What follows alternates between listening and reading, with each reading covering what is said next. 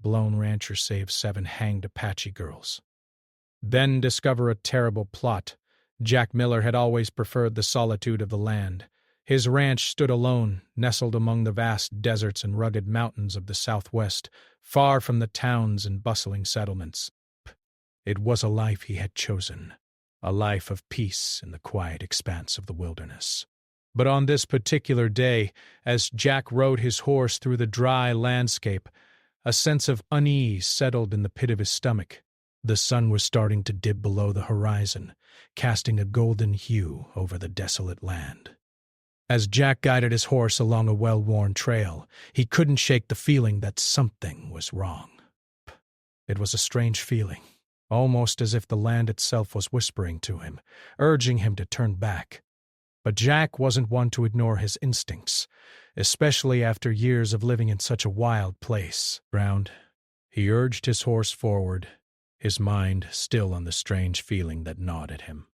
As they moved deeper into the desert, the sky turned from golden to orange, and then finally to a deep red. Jack had nearly forgotten about the feeling of discomfort when a faint scent in the air caught his attention. It was strange, something sharp and metallic, almost like smoke, but not quite. He urged his horse faster, unable to resist the growing curiosity that tugged at him. Then, as they rounded a bend in the trail, Jack saw it. His heart skipped a beat. Hanging from several trees in front of him were bodies, 7 in total. They swayed gently in the breeze, their figures silhouetted against the fading light of day. At first, Jack thought they were just lifeless, hung as a cruel warning or a strange ritual. But as he rode closer, he could see something more disturbing. These were not just dead bodies. The girls, all of them Apache, hung there, barely alive, their bodies limp, but their chests rising and falling in shallow breaths. Their faces were pale and their clothes were tattered and torn. Jack's pulse quickened as he realized the horror of what he was seeing. They weren't dead. They were dying. Without thinking, Jack spurred his horse forward. His heart hammered in his chest as he approached the nearest girl. He reached up, his hand shaking as he cut the rope that held her in place. She fell to the ground with a soft thud, and Jack jumped off his horse, kneeling beside her. Her eyes fluttered open, and she gasped for air, her hand reaching weakly for his. "Help us," she whispered, barely audible. Jack's mind raced as he looked around. He was alone, miles from the nearest settlement, with no way of knowing how far he had come into the heart of enemy territory. But he couldn't leave them. Not like this. He quickly moved to the next girl, cutting her down as well. One by one, Jack worked tirelessly, cutting the ropes and gently lowering the girls to the ground. Each girl was weaker than the last, their limbs cold and stiff, their bodies ravaged by what had been done to them. Jack's heart tightened with anger and sorrow as he realized the brutality that had been inflicted on these innocent girls. When all 7 were on the ground, Jack took a moment to catch his breath. His eyes scanned the area looking for any signs of the people responsible for this horror. But there was no one. It was as if they had simply disappeared, leaving the girls to die alone. The thought filled Jack with a sense of dread. Whoever had done this was close, and they would not let this act of defiance go unpunished. With a grim resolve, Jack lifted the girls one by one and placed them on his horse. He didn't have much time, and he knew that he needed to get them to safety, fast. As he made his way back to his ranch, he couldn't help but think of the consequences of his actions. He had just defied someone powerful, someone dangerous, and he had no idea who or what he was up against. When they finally arrived at his ranch, Jack carried each of the girls into the small cabin that served as his home. The girls were still unconscious, barely clinging to life. Jack worked quickly, laying them down on blankets and tending to their wounds. He had no medical training, but he had learned over the years how to care for injuries, and he did his best to keep them stable. As the night wore on, Jack kept a constant vigil. He didn't sleep, knowing that he couldn't afford to. Every creak of the floorboards, every rustle of the wind outside made him tense, ready for whatever might come next. The girls were slowly starting to stir, their eyes opening as they regained some semblance of awareness. But they were still disoriented, frightened, and confused. The first girl to wake was a young woman named Zita.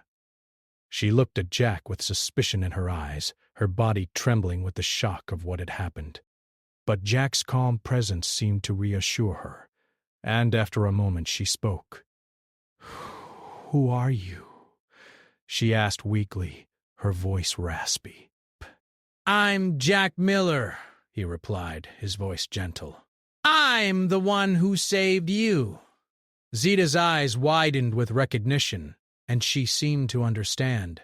But her gaze softened as she tried to sit up. But she winced in pain. "Thank you," she whispered, her voice filled with gratitude. "You've saved us." Jack nodded, his eyes scanning the other girls who were now beginning to stir as well. He could see the fear and uncertainty in their eyes, and he knew that he had to protect them. He didn't know who had done this or why, but he knew one thing for sure. There was danger surrounding them.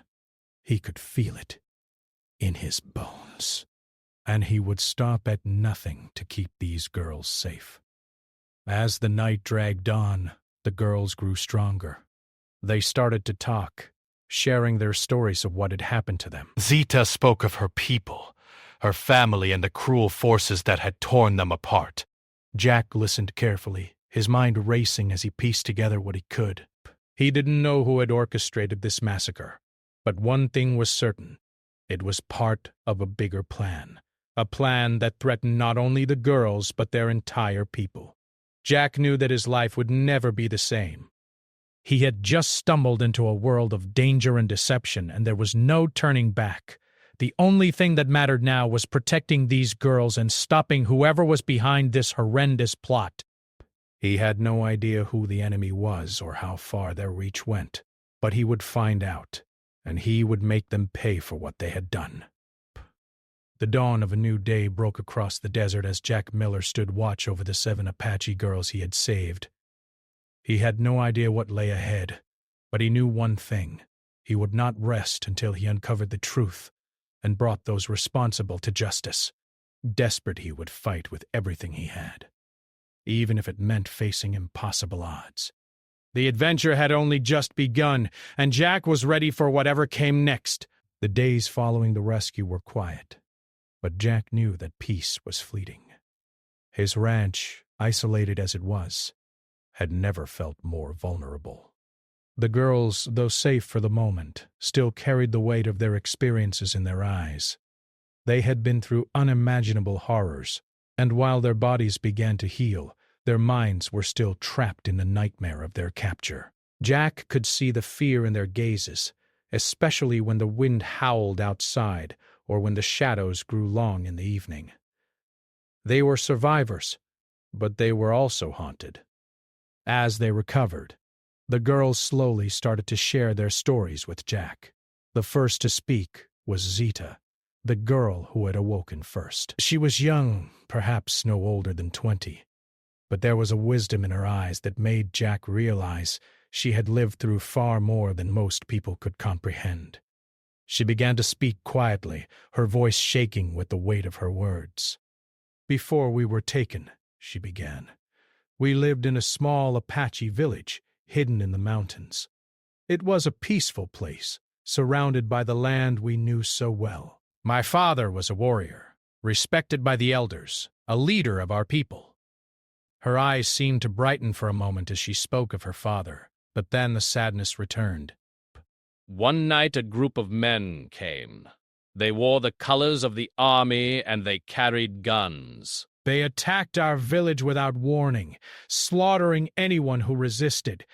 My father, he fought bravely, but he was captured along with several of the other men.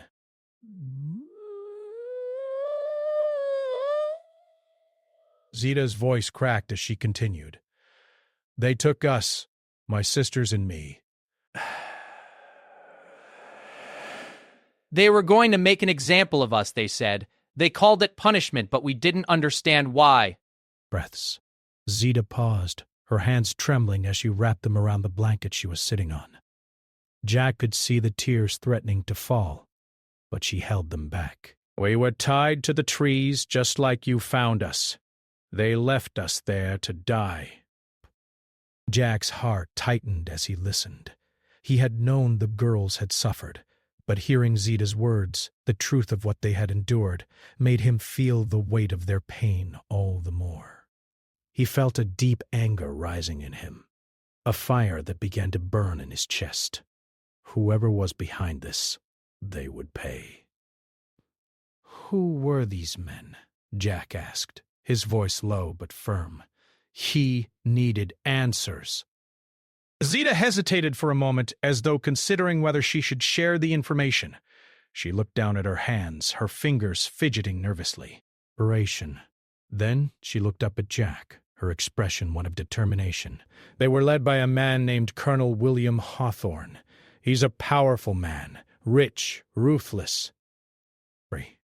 He's been hunting down our people for years, trying to erase us from this land. He calls himself a protector of the law, but he's nothing more than a tyrant. Braish. Zita's eyes darkened as she spoke. He wants to drive us from these lands, to make it all his own. Jack felt a cold shiver run down his spine. He had heard whispers of Hawthorne before, rumors of a man who had too much power and too little compassion. But hearing the truth of what he had done, of the lengths he had gone to destroy an entire people, made Jack realize just how deep the corruption ran. The girls, Jack said, his mind racing. Were you the only ones he targeted? Zita shook her head, her face grim. No. There are others. Many others. He's been rounding up the women and children, taking them for his own purposes. Some of the men he kills and the rest, they disappear, like they never existed. She paused, her gaze distant. I don't know why he's doing this, but I've heard rumors. Some say he's trying to find a way to break our spirits, to make us weak. Others say he wants to use us as a bargaining chip in some political game. Zita clenched her fists. All I know is that he's dangerous, and he's not going to stop until we're all gone. Jack's mind was racing. The weight of the situation was beginning to sink in. It wasn't just a random act of violence. It was part of a larger, more sinister plan. Hawthorne wasn't just trying to kill the Apache people. He was trying to wipe them out completely.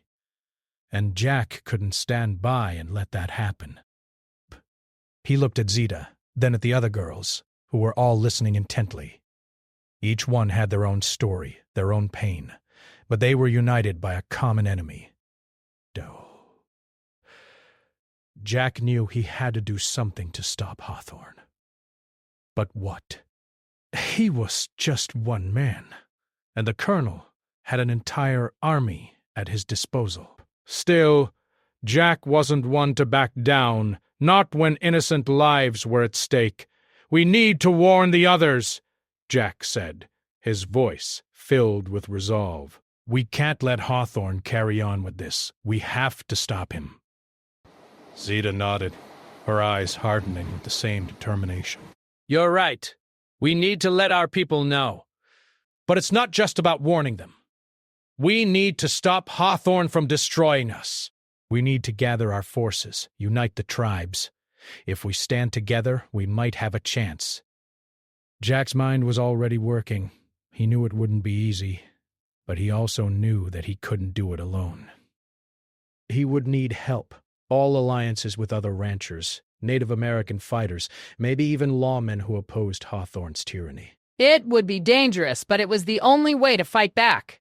We'll need to move quickly, Jack said.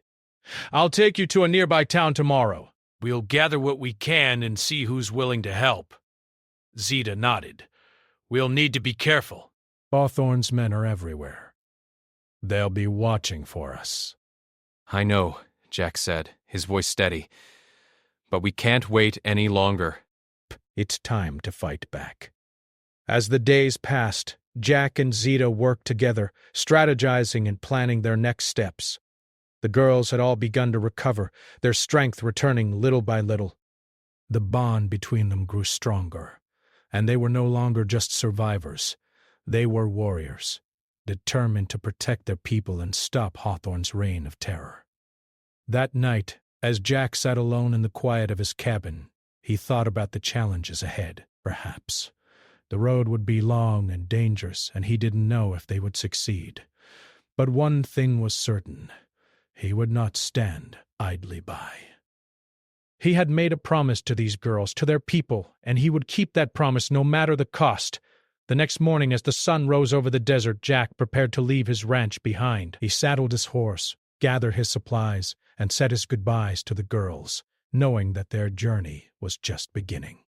They would face hardships and they would face danger, but together they were stronger than ever. And with each step they took, they were getting closer to stopping Colonel William Hawthorne, and to making sure that the Apache people would never be forgotten. The next morning, as the sun rose over the vast desert, Jack prepared to leave the ranch behind. The girls were still recovering, but there was no time to waste. Colonel William Hawthorne's reach extended far beyond what Jack had originally imagined, and every moment they spent in hiding made their situation more dangerous. He could sense the urgency in the air. If they didn't act soon, it would be too late to stop Hawthorne and his plans. Jack knew he had to move quickly, but he also had to be cautious. Every step forward could lead them deeper into enemy territory. Jack stood outside his cabin, his hand resting on the saddle of his horse. The weight of the task ahead was heavy on his shoulders, but he couldn't back down. The girls had trusted him, and they were depending on him to protect them.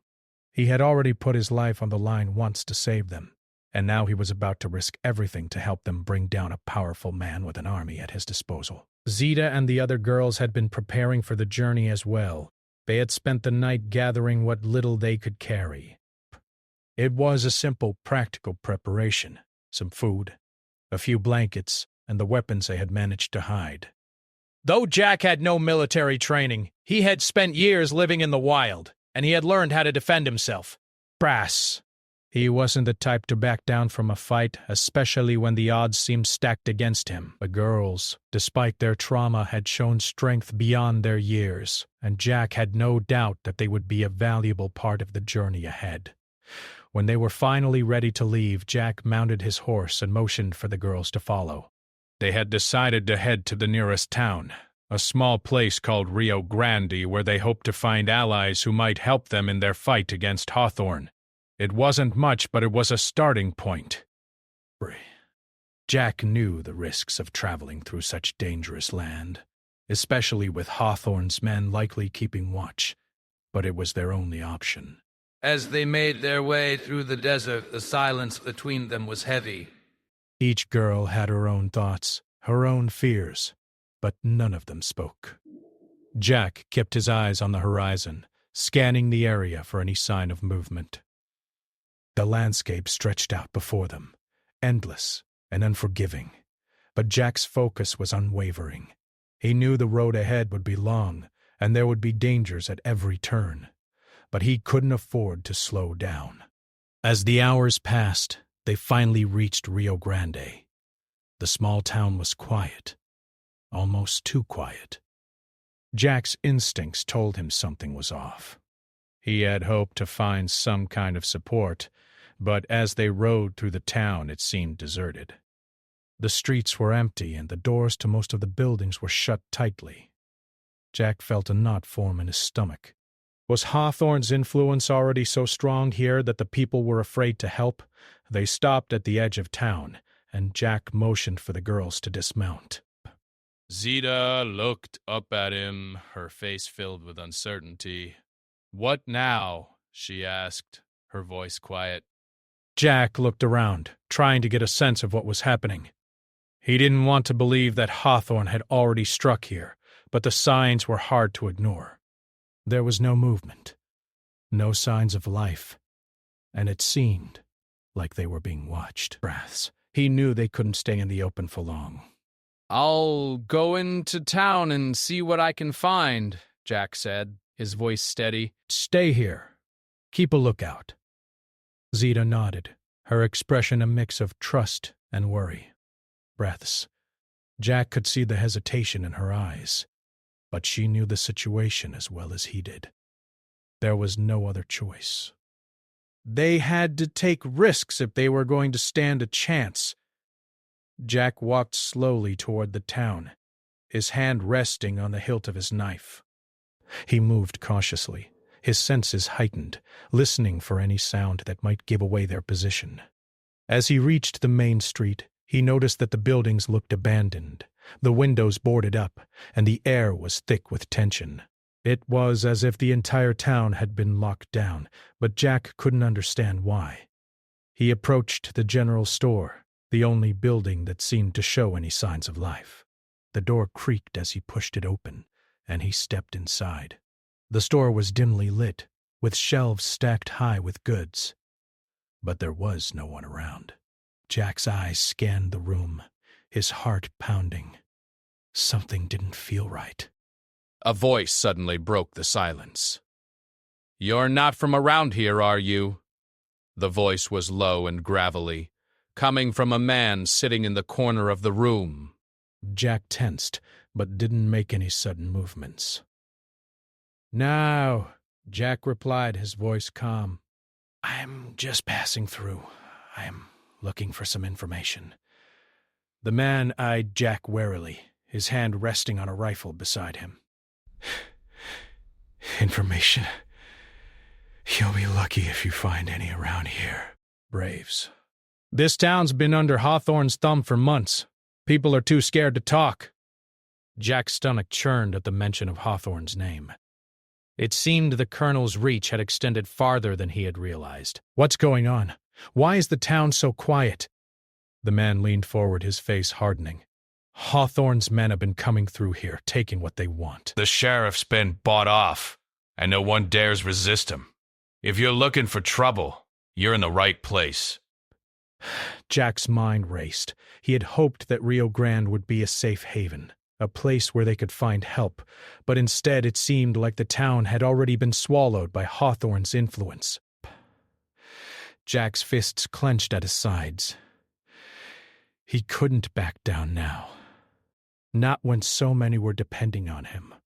"I'm not here to cause trouble," Jack said, his voice steady. "But I need to know who's willing to stand up to Hawthorne. I can't do this alone." The man looked at Jack for a long moment, then sighed. "There's a few good folks left in town, but most are too scared to do anything. You're not going to find much help here. If you're serious about taking down Hawthorne, you're going to have to look outside the town. There's a group of ranchers to the east. They might be willing to help, but it's not going to be easy. They've been living in fear, just like everyone else." Jack nodded, understanding the man's words. "Thanks," he said, his tone grateful but firm. "I'll find them." He turned and made his way back to the girls, his mind already working on the next step. The journey was far from over, but Jack knew what he had to do. He wasn't going to stop until Hawthorne was stopped. And he wasn't going to let this town, this land, fall into the hands of a man like him. The road ahead was uncertain, but Jack felt a renewed sense of purpose. He would find those ranchers, he would gather allies, and together they would stop Hawthorne before it was too late. Jack and the girls set out from the small town of Rio Grande, their spirits dampened but not broken. The man in the general store had given them some information, but it wasn't what they had hoped to hear. The town, once a place of peace and safety, had fallen under the control of Colonel William Hawthorne's men. The ranchers to the east, The ones who might still be willing to stand against him were their last hope. The journey eastward wasn't an easy one. The landscape was vast and unforgiving, with miles of barren desert stretching out before them. Jack knew that Hawthorne's influence had spread far and wide, and he couldn't afford to make any mistakes. He had to be cautious. Every day they moved further into dangerous territory, but their resolve only grew stronger. The girls had been through so much, but their strength was undeniable. With each step, they were no longer just survivors. They were fighters, ready to face whatever lay ahead. As they traveled, Jack couldn't help but notice the change in the girls. When they had first arrived at his ranch, they had been fearful, uncertain, and deeply traumatized by what they had experienced. But now they were beginning to trust him more, to believe in the possibility of something better. Zita, the most vocal of them all, had become more confident with each passing day. She spoke of her people, her tribe, and the land they had lost, Beth. She shared stories of her father, a respected warrior, and how his spirit had always guided her. Her voice was steady, no longer filled with the uncertainty that had marked their first conversations. The other girls, though quieter, had also started to open up. Each one had their own story, and with every passing day, Jack felt like they were becoming more than just victims of a terrible tragedy. They were becoming a team bound together by a common cause, and Jack was beginning to realize that this fight wasn't just about protecting them. It was about protecting their future, their way of life. The first few days of their journey passed without incident, but Jack remained on high alert. He knew they couldn't afford to be complacent. They were still a long way from the ranchers to the east, and there was no telling what kind of danger might lie in their path. The landscape was full of hidden dangers, treacherous ravines, unpredictable weather, and the ever-present threat of Hawthorne's men. As they made their way through the rough terrain, Jack noticed a group of riders in the distance. His heart skipped a beat, and he instinctively motioned for the girls to slow down. He didn't know if they were friend or foe, but he wasn't willing to take any chances. He urged the girls to steer their horses off the trail and into a small patch of trees where they could hide and observe without being seen. Jack kept a tight grip on the reins of his horse as they waited, watching the riders carefully. They were too far away to identify, but the fact that they were riding together suggested that they might be part of a larger group. As the riders approached, Jack's instincts told him that they were dangerous. He could feel the tension in the air. His heart raced as he considered their next move. The riders drew closer, and Jack's eyes narrowed. He could make out the shape of their rifles, and he knew that these weren't friendly travelers. They were well armed, and they weren't the type to hesitate in a confrontation. Jack silently cursed under his breath. He had hoped for a peaceful journey, but it seemed that fate had other plans. Pay. The riders came closer still, and Jack's heart began to pound in his chest. He could hear the sounds of their horses' hooves pounding against the dry earth, and the wind picked up, rustling the leaves in the trees around them. It felt as though time had slowed, the world hanging in a delicate balance. Just as the riders were within earshot, one of them glanced in their direction. Psst. Jack held his breath, his eyes locked on the figure. For a brief moment it seemed like the rider was going to turn and head straight for them. But then, without warning, the rider looked away, signaling to the others. They didn't stop. They simply rode on, disappearing into the distance. Jack let out a sigh of relief, his muscles relaxing as the riders faded from view. It had been a close call, but they had been lucky this time. As the riders disappeared over the horizon, Jack turned to Zita and the others, his face grim. "That was too close," Jack said quietly, his voice barely above a whisper. "We can't keep taking risks like that." Breast. "We need to stay hidden." Zita nodded, her face pale but determined. "We can't keep running forever." "Sooner or later, we'll have to confront Hawthorne. We can't let him keep hunting us down." Jack knew she was right. They couldn't keep running from Hawthorne's men forever. The time was coming when they would have to stand and fight.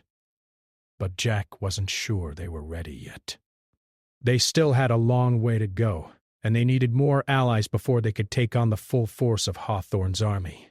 The group continued their journey, moving cautiously but steadily eastward.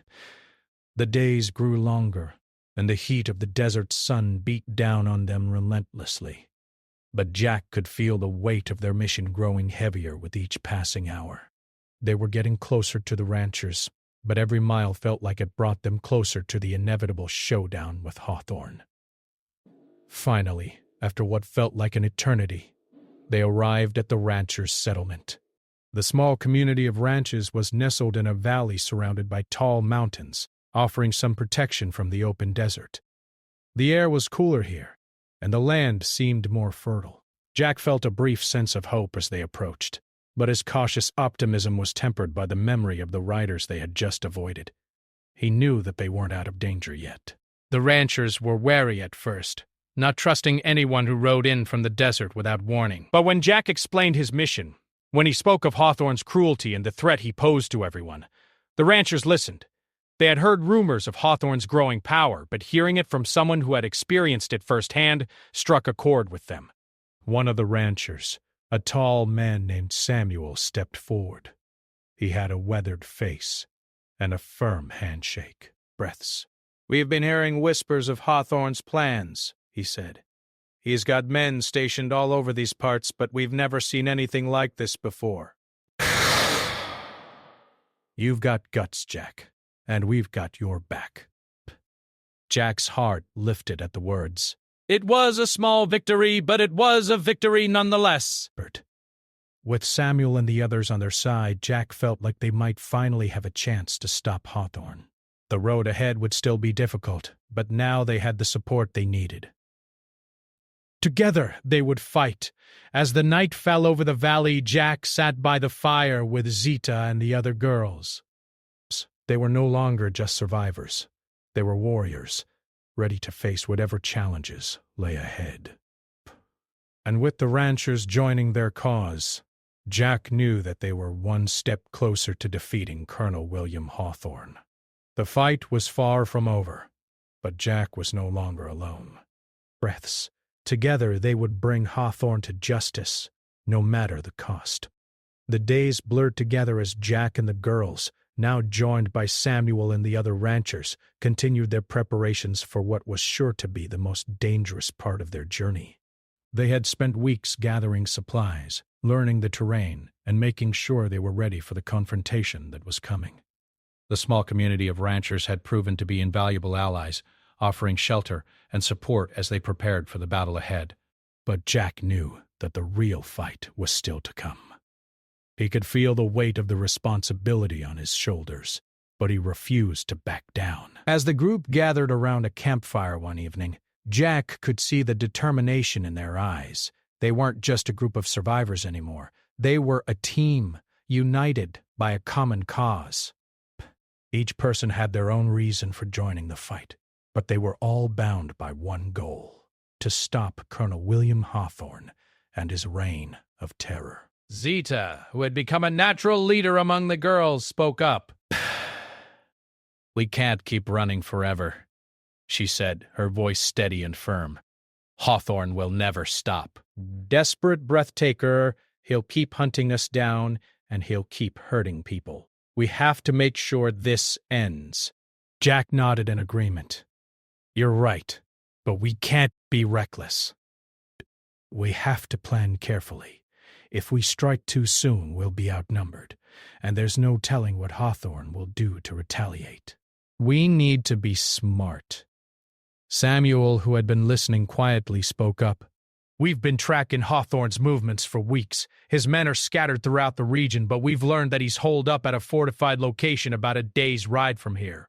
It's a stronghold, but it's not invincible.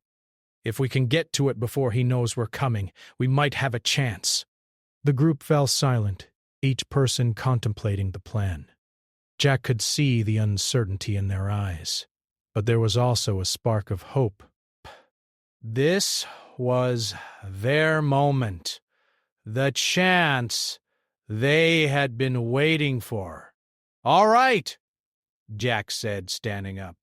"We move out at first light. We'll ride hard and fast, and we'll hit them where they least expect it." No second chances. This has to be done right. The night passed quickly, and by dawn the group was ready to leave. They gathered their horses and supplies, and Jack led the way out of the valley. But the air was cool, and the sun had just begun to rise, casting a warm golden glow over the land. The ride was long and hard, and as they rode, Jack kept his eyes on the horizon, watching for any signs of trouble. Every sound, every movement in the distance made him tense. He knew that danger could come at any moment, but he had no choice but to press on. As they neared Hawthorne's stronghold, the tension in the air grew thicker. Jack could feel the weight of the moment. This was the culmination of everything they had worked for, and he couldn't afford to let his guard down. He glanced back at the girls who had grown stronger over the course of their journey. They were no longer the frightened, traumatized girls he had first encountered. They were warriors in their own right, ready to fight for their people and their land. "We'll approach from the east," Samuel suggested. "There's a narrow path through the mountains that should give us cover." It'll take us right up to the back of the stronghold. Jack nodded. Good idea. Keep your distance from the front. We don't want to alert them until we're in position. The group rode through the mountains, carefully following the narrow path that Samuel had suggested. The rocky terrain made it difficult to move quickly, but the cover it provided was invaluable. As they approached the stronghold, Jack could see the high walls and the armed guards patrolling the perimeter. Hawthorne's men were clearly well prepared, but Jack wasn't going to let that stop him. "We'll split into 2 groups," Jack said. "Samuel, take a few men and circle around to the west. Get as close to the walls as you can. Zita, you're with me. We'll take the east side and create a distraction. Once we're inside, we'll rendezvous at the center." Dita nodded, her eyes filled with determination. "We'll make it work." The group moved into position, carefully staying out of sight as they closed in on the stronghold. The plan was simple, but the stakes were high. They had to be quick and decisive. There would be no room for mistakes. When they were close enough, Jack signaled for the distraction to begin. Zita and a few others created a diversion on the east side, drawing the attention of the guards while Jack and the rest of the group slipped through a gap in the wall. The sound of gunfire rang out in the distance as the guards rushed to deal with the commotion. Jack's heart pounded in his chest as he made his way into the stronghold, moving as silently as possible.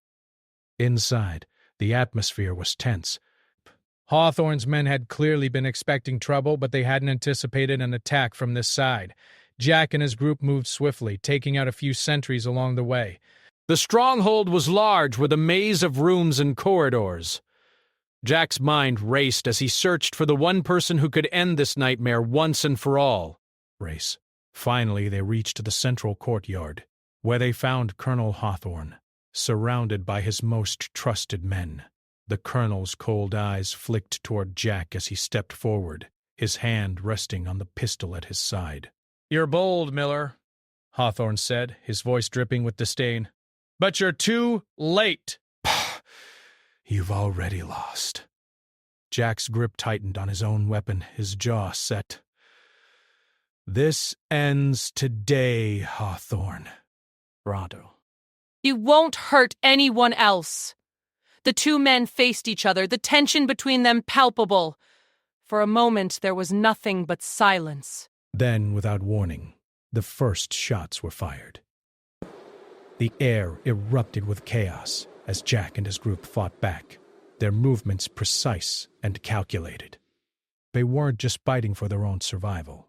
They were fighting for the future of their people. The battle was fierce, but Jack's determination never wavered.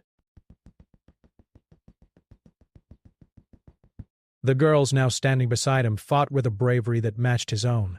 Zita was a force to be reckoned with, her movements fluid and calculated as she took down several of Hawthorne's men. The others fought just as fiercely, their resolve unshakable. As the dust settled, Jack stood over the fallen body of Colonel William Hawthorne. The battle was won, but the cost had been high. The stronghold was in ruins, and many lives had been lost. But Jack knew that they had accomplished what they had set out to do. They had stopped the man who had brought so much suffering to their people. The girls, now free from the threat of Hawthorne's tyranny, stood together, their eyes filled with a mixture of relief and sadness. They had won, but the scars of their past would never fully heal. Still, they had hope now, a hope for a future where they could rebuild, where they could live in peace. As the sun began to set over the battlefield, Jack looked at the girls, his heart swelling with pride. They had come so far, and they had fought with everything they had. They were no longer just survivors. They were victors. And together they would ensure that the legacy of their people would live on. The fight was over, but their journey was just beginning.